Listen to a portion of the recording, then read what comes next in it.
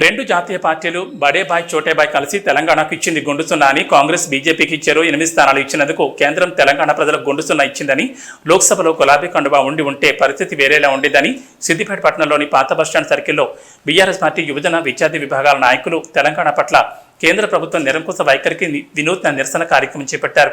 సిద్దిపేట పట్టణం BRS party యువజన విద్యార్థి విభాగాల అధ్యక్షులు నిమ్మ రజనీకాంత్ రెడ్డి యాదగిరిలు మాట్లాడుతూ తెలంగాణకు రూపాయి దక్కాలన్నా అది కేసీఆర్ బీఆర్ఎస్ వల్లే సాధ్యమని, ప్రజలు ఈ వాస్తవాన్ని గ్రహించి చేసిన తప్పు సరిదిద్దుకోకపోతే రాష్ట్ర భవిష్యత్తు మరింత నాశనం కావడం గ్యారంటీ అని హితవు పలికారు. ప్రవేశపెట్టడం జరిగింది. దాంట్లో మన తెలంగాణకు మొండి చేయి చూపించడం జరిగింది. ఏ విధంగా అయితే రేవంత్ రెడ్డి మన తెలంగాణ మొత్తం తిరుగుతూ గాడిద గుడ్డు చూపించాడో అదేవిధంగా కేంద్ర ప్రభుత్వం మోడీ గారు మనకు గుండు సున్నా ఇవ్వడం జరిగింది. మార్పు మొదలవుతుంది అని చెప్పేసి రేవంత్ రెడ్డి మాట్లాడిన దాని ప్రకారం మేము చూస్తే ఇప్పుడు కేంద్ర ప్రభుత్వం మనకు మొండి చేయి చూపించింది.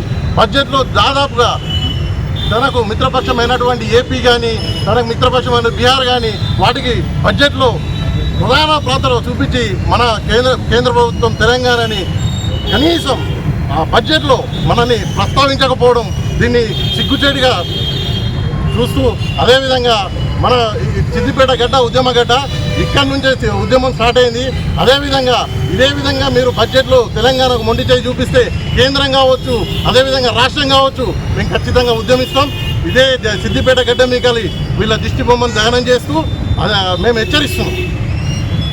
వెళ్ళినటువంటి మాధవనేని రఘునందన్ రావు గారికి మేము ఇదే హెచ్చరికగా మా యువజన విద్యార్థి తరఫున హెచ్చరిస్తున్నాం. నువ్వు ఖచ్చితంగా మాట్లాడి తెలంగాణకు ఏవైతే తీసుకొస్తావన్న నిధులని తీసుకురావాలి. అదేవిధంగా మెదక్ సంబంధించినటువంటి విద్యా సంస్థలకు కావచ్చు, రైల్వేకి కావచ్చు, అదేవిధంగా నువ్వు తీసుకొస్తానని హామీలని నెరవేర్చకపోతే ఖచ్చితంగా నీకు మెదక్లో తిరగనిచ్చే ప్రసక్తి ఉండదు. ఇది గుర్తు చేసుకోవాల్సిందిగా మేము యువజన విద్యార్థి తరఫున మీకు హెచ్చరిక జారీ చేస్తాం.